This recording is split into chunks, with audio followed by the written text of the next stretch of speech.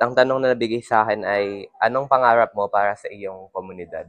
Gusto ko yung community na tiyak yung mga karapatang pantao natin, yung karapatan natin sa edukasyon, yung karapatan natin sa okay na healthcare. Ang pangarap ko sa isang komunidad ay magkaroon ng malakas at sustained na internet connection. Kasi ang buhay natin ngayon talaga ay nakasalalay sa connectivity.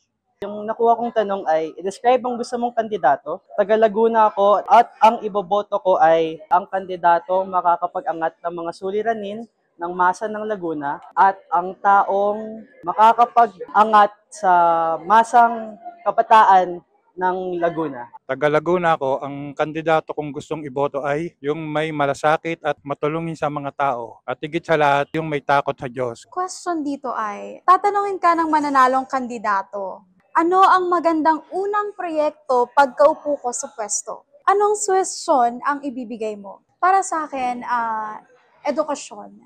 Magandang proyekto na